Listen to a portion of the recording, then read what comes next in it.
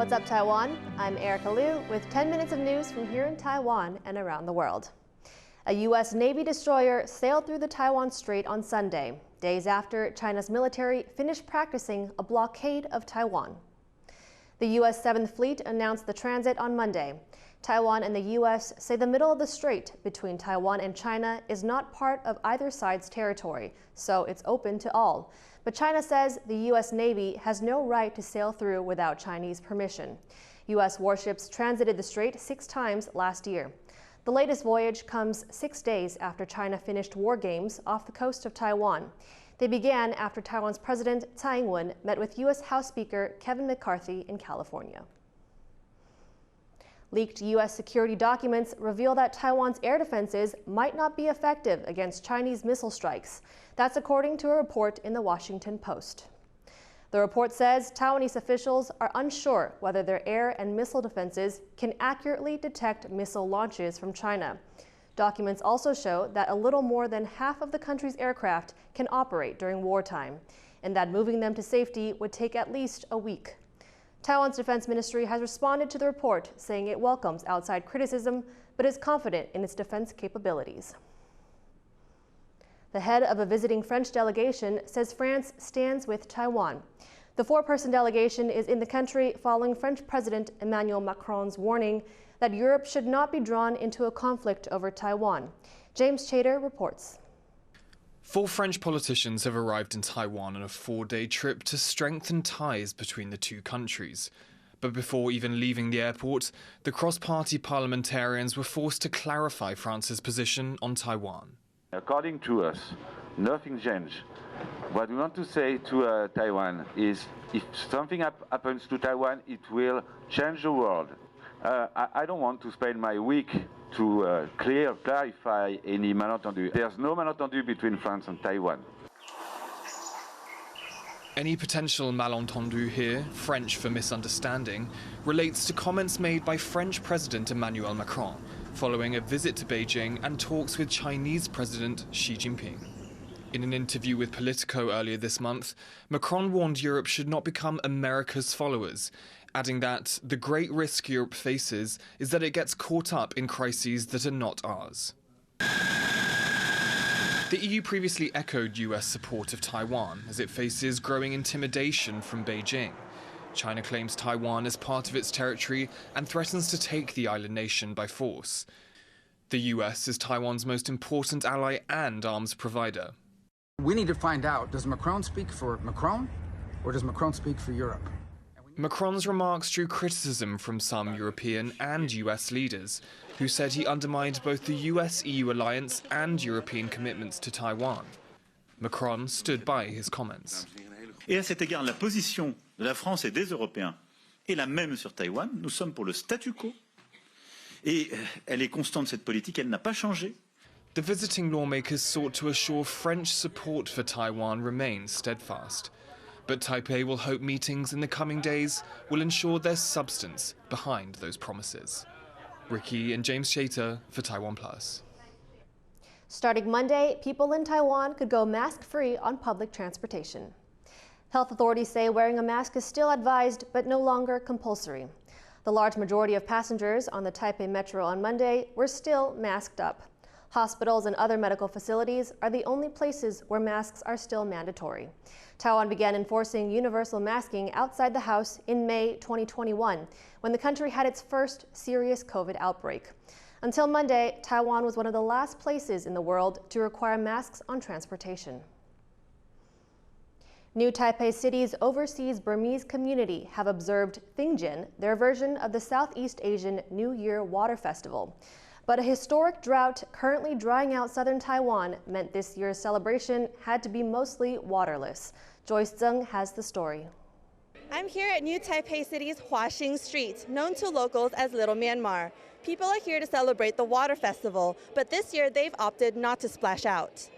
Food, prayers, and blessings. These were just a few ways New Taipei's Burmese community celebrated Thingjin on Sunday. Widely known as the Water Festival, Thingjin can be likened to Thailand's Songkran and other Southeast Asian celebrations, which all mark the Buddhist New Year. Around 150,000 people from Myanmar live in Taiwan. Just under half of those are in New Taipei City, and half of this community live in this district, where Little Myanmar is. The well-visited alley is lined with businesses selling authentic Burmese food, treats, and other items. 这一条华新街主要就是由我们闽侨经营的小商店，希望跟所有的这个我们在地的民众或归侨来分享。 But this year's event was slightly different. Southern Taiwan has been battling its worst drought in decades, with many cities currently under water rationing. But turning down water for the water festival is not as odd as it may seem. 我们决定呢是用回归原来的我们缅甸以及泰国过新年的方式，就是过年祈福，然后呢洒净的方式来庆祝。 Sprinkling water in silver bowls is intended to wash away one's bad luck and sins of the previous year.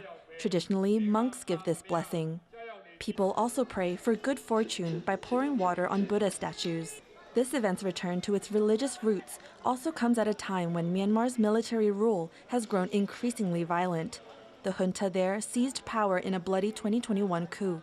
Since then, it has worked to stamp out any form of dissent in the country. For many in the overseas community, the event was a chance to pray for loved ones back home. 我们缅甸人很多人，大家都努力赚钱，自己都舍不得吃，舍不得花，大家都捐到缅甸。为什么？他们一碗饭都吃得很困难，真的。 For some, it was also a way to share a sense of home with people close to them. Hello. Today's event is just let my daughters know this is our traditional. This is our just about it. But we are hardest just because of our situation, our country's situation. For an occasion that's all about new beginnings, the ongoing brutality in Myanmar has made it difficult for its overseas community to fully move forward. But for those here today, they've taken some comfort in keeping parts of their home alive by sharing their traditions in Taiwan. Kamashu and Joyce Zhen in New Taipei for TaiwanPlus. 300 home runs for Taiwanese baseball legend Lin Zhisheng. Lin holds the home run record for Taiwan's top professional baseball league, but he is also giving back to society by spreading his love for baseball to Taiwan's young indigenous people. Bing Wang reports. 这一棒打出去，哇塞呀！这个球队非历史的时刻。Lin Zhisheng, affectionately named the big brother of Taiwanese baseball, just hit another milestone: 300 home runs in Taiwan's top baseball league. Lin is the record holder for most home runs in Taiwan. He had already broken a record last year, hitting his 290th home run. Now he's running away with the title. But this big brother isn't just known for his home runs. He also helped organize baseball tournaments and scholarships specifically for indigenous children. Lin is a Mies, one of 16 recognized indigenous peoples in Taiwan. He says he wants to spread joy to all young people through baseball. 为了要去鼓励小朋友，除了运动以外，课业也要兼备。因为我本身就是因为了打棒球，然后放弃了学业，所以我觉得这很可惜。